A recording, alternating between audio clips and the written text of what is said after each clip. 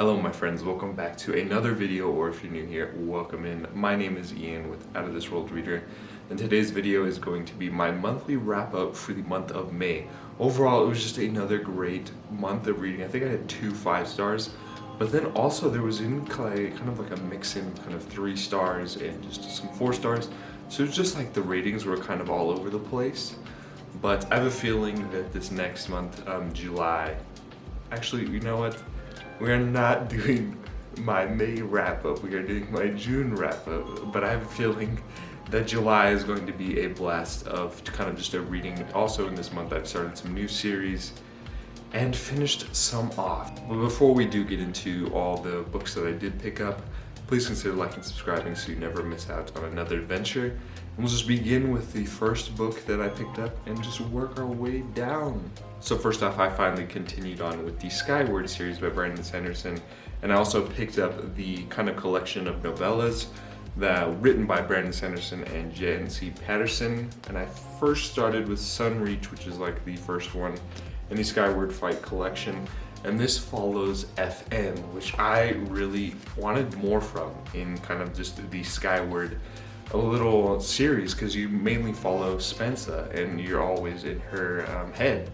So you don't get much of the other characters. So I was really intrigued to kind of hear FM's perspective on just everything that's going on around her, as well as like kind of what's going on after Spensa, after kind of the events of the second book, Starsight. And it really picked off right off from where that one kind of left off. And you see FM kind of go about trying to figure out what these slugs are all about, because based on where the Starsight ended, without spoiling things, it kind of like it shifted in 2 different places, and you follow FM and some other different characters as well that are kind of trying to figure out what these slugs are all about and how they can kind of save humanity, basically, and figure out what's going on behind the slugs. So basically that's all kind of what's going on, as well as kind of a little bit of a romance with FM and kind of a different character that I won't go into detail with. It wasn't my favorite in the Skyward series so far. I think it would be kind of my least favorite because just of how short it was. And although I really did enjoy spending time with FM and learning more about her, I really want to spend more time with Spensa because of how intriguing as a character she is, and just seeing her growth. And I'm very curious to see where it all goes, like what all happens at Cytonic. But I still have one more kind of novella to pick up before I can get to Cytonic, and that is Redon, and that follows another character that I really want to learn more about, and that is Alanik. She's kind of like an alien, so I'm very curious to see what she kind of thinks about what all is happening, especially with humanity and how she kind of the position that she was kind of in at the start of Starsight. But I would definitely recommend Skyward if you're kind of intrigued by just the premise as well as kind of Brandon Sanderson. But I overall enjoyed it, and I ended up giving the novella 3 stars. And the next book I picked was actually an audiobook that I listened to, and is by one of my favorite authors that I've kind of been slowly making my way through all of their bibliography, and they actually have a new release coming out pretty soon. It was called like The Island of Dr. Moreau, which kind of sounds similar to Mexican Gothic, where it has kind of like a blend of horror and thriller. So I'm very curious to see that when it kind of comes out. But this month I listened to Velvet Was the Night by Silvia Moreno Garcia. And while I didn't enjoy this as much as just Mexican Gothic or Gods of Jaden's Shadow, those were really good. But I feel like this one, like while it was so good, like it just wasn't like her best that I've read, in my opinion. But it was still fascinating. Like I loved being in Mexico City in the 70s and following these 2 different perspectives who were kind of all following this disappearance of this mysterious woman who lives across from Maite. There's also like a cat that was involved that kind of got Maite involved with this investigation into this woman. And you follow Maite, who kind of lives like a dull life, and she is just kind of lost in what direction to go with her life, and just seeing her kind of go on this little adventure to kind of figure out what happened to this this lady, her neighbor, and then seeing Elvis as well, as he's kind of like a hawk. And the hawk actually are kind of these CIA kind of sponsored political, or they were against like the Reds and the communist movement in Mexico City. So you follow Elvis as he's kind of working to find this woman as well. And you kind of see how they kind of intertwine in this investigation. And I really enjoyed kind of the writing and just the adventure that Maite kind of goes on, as well as kind of the noir. I was kind of expecting a little bit more of the culture and atmosphere of Mexico City during the 1970s. But other than that, like, I still enjoyed kind of the mystery and figuring out what happened and then seeing how it all kind of resolved in the end. And I can't wait to check out more by Silvia Moreno Garcia in the future. And then we probably had my favorite of the month. I think it's gonna end up being my book of the month.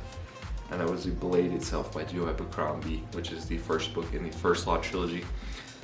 Like, everyone kind of praises the character work and everything else. So I can't say much more than what has already been said, what has already been kind of been praised about Joe Abercrombie's character work and development through this first book. And while there isn't much plot, and you mostly focus on the characters and setting up the world and just getting to know them, and like, it just is a blast to kind of be with each of them, and they're all morally gray, but at the same time you kind of root for them. Like everyone else has kind of said, like, if I had to choose a favorite in here, I don't know if I could. I feel like each day, like, I would choose a different character. Like, I mean, Jezzel is a cocky little dickhead, and then you got Logan, who's kind of like on this internal struggle with his past and how he's kind of been thrust back into being the Bloody Nine and this fierce warrior.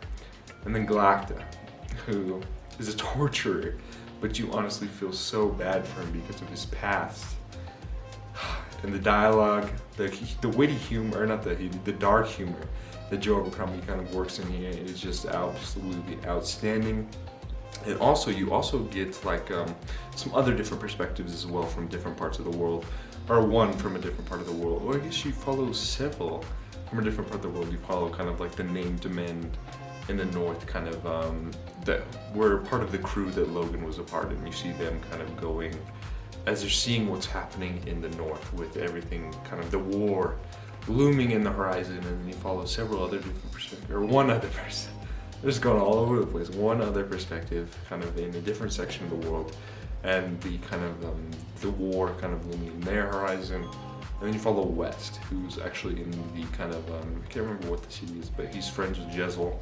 So there's just a lot going on with it, but you mostly focus on Galacta, Jezzel, and then Logan.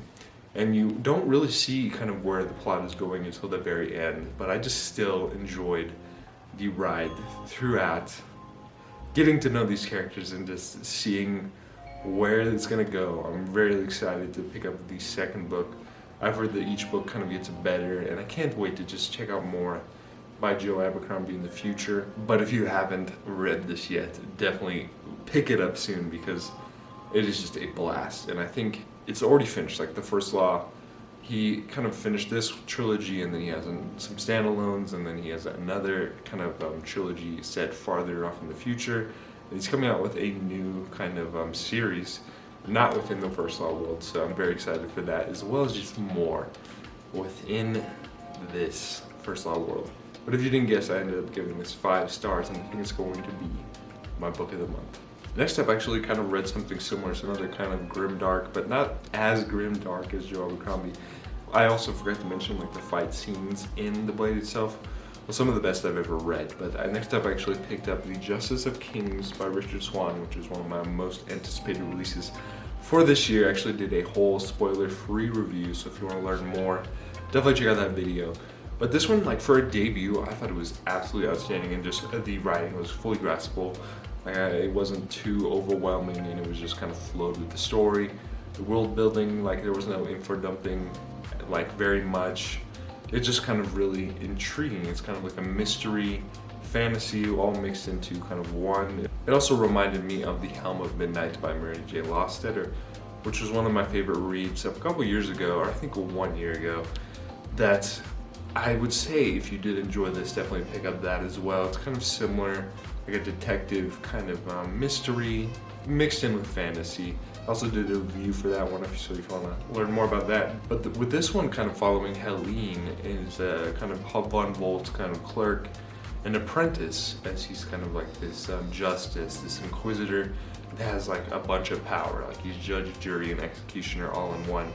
And just seeing how he's kind of on this investigation into this murder of this noblewoman, and just seeing like just the development of his powers as it goes, because you definitely, he's very mysterious character, and you learn more about him through Helene's kind of perspective as they kind of go about this investigation. But there was some things that I didn't enjoy. There was kind of like this whole section of the book where kind of Helena kind of did her own thing, and I really wanted to learn more about what Von Volt was doing, as well as kind of Bressinger. I felt like he wasn't as fleshed out as much as I was kind of hoping. But other than that, I found the world fascinating, and I have a feeling then the sequel books, it'll kind of continue to expand, and I can't wait to kind of see what comes in the future for Richard Swan within this series, as well as what comes in the after this. But I ended up giving this 4 stars, and I can't wait for the sequel. I then continued on with The Expanse with Abaddon's Gates by James S.A. Corey, which is the 3rd book in these the 9-book series that they have kind of created. And one thing that I mentioned in my review on Goodreads was just that this series has kind of been what my childhood was all about, like looking up at the stars and just wondering what is out there. Like this has kind of just opened up my eyes to just more possibilities, and just seeing more of kind of the creative ideas that other people have, because I had my own about what was out there, and just kind of as a child kind of looking up and kind of wanting to venture out into the stars, and just getting to do that within The Expanse has just been a blast. It kind of brings up some good memories. But I didn't enjoy this one as much as the other 2, the previous 2. I feel like the 2nd book is my favorite so far, but this one was still great, and I loved where it's going as far as kind of in the whole kind of wider scheme of things. But there was also like one perspective that I just wasn't connecting with. Like I felt like it could have been, like it was needed, but every time their kind of perspective came up, I was kind of like, oh, this again, like we gotta go through this again. But like towards the end, it like definitely kind of picked up, and I did enjoy kind of where they left off. But in the beginning, like it was a really slog with them. But the other 2 that was kind of introduced, I really enjoyed, as well as kind of spending a little bit more time with the crew of Rocky. I feel like they weren't what the main focus of the story was. I feel like it was kind of just the other perspectives and what was kind of going on. But I have a feeling that in the 4th book, we'll get back to the crew of Rocky, which are kind of some of my favorite characters that I've ever experienced. I think Amos is so cool. He's kind of like this big brute mechanic guy that just asks questions afterwards. But overall, like I still enjoyed this, and I'm giving this 4 stars. And if you haven't picked up The Expanse, I would definitely recommend it. And the final book that I picked up this month was actually the end to a trilogy that I've actually come to enjoy. It's become a new favorite. I was a bit worried with the 1st book, but I feel like each book kind of picked up, and it was a big book. I actually finished this yesterday. It's almost 750 pages, but I enjoyed every page of it. Like it is a very slow burn, but it all kind of is needed to add up to the climax. But that was The Empire of Gold by S.A. Chakraborty, which is the 3rd and final book within the David Bad trilogy. I'm kind of sad to see the series go, because I've just come to enjoy just the characters and seeing their development through the 3 books. And while not forgetting what their roots are, especially in this 3rd book, because you definitely see just some drastic changes and just trauma of the 2nd book kind of coming to them, as well as the trauma of their past and childhood, and just seeing kind of how they're having to kind of grasp with these new roles that they're kind of thrust in. Like you saw that in the 2nd book, but at the end of the 2nd book, you see kind of everything you see them kind of flipped on their head. And the 3rd book kind of really picks off right where it ended, and it really kind of starts off slow and builds the scene for what is to come. And you see kind of them go on different paths. And with one of them, like it's just like heartbreaking to see, because in the 2nd book you almost kind of hate them. But then in the 3rd book, like as you kind of learn more about them and the situation that they're in, and how like one of the other characters kind of takes advantage of them, and uses them for just destruction, which is heartbreaking. And the character that did that, I wanted to strangle them, and I'm glad that they got what they did. At the end, it was just still sad. Like the climax, I feel like was outstanding. Like everything kind of was building up for this just final scene, this final battle, and it was just a blast. I can't get over it, and I can't wait to just see what S.A. Chakraborty comes out with in the future. I think there's one more kind of novel set apart from these characters within this world, and her new kind of trilogy coming out here very soon. It's kind of like a pirate nautical one that sounds right up my alley, which is also set within the David Bad world, but I think it's also set farther in time or in the past, and you won't get much of these original characters. But these characters are great. I can't really pick a favorite. Like I think Nari is probably my favorite because she's kind of like a con artist, a thief, and just seeing how she's developed through these 3 books and just not forgetting her roots. That's what I really loved about this book. I also felt like the way that this kind of wrapped up was really well done, and just seeing how everything was, seeing how everyone was kind of coming together to kind of make everything right for David Bad in the end and kind of help each other when all they've known is kind of divide and destruction. So if you haven't read this series, definitely give it a try. I ended up giving it 5 stars, and while you might not enjoy The City of Brass, like I feel like the second book was definitely a big step up from the first book. I enjoyed the second and third book a ton more than the first, but definitely give this a try. But those were all the books that I picked up this month. There's just another month of great reads, and I can't wait to see what July brings. What was your favorite book that you picked up this month, and what are you planning on picking up for in July? That's gonna be all from me. I really hope you enjoyed this video, and I look forward to seeing you in the next adventure. But it is time for Ellie to come on here and first wish you all to have a splendid day. But she also says that adventure is out there. So I'll catch you next time. Bye.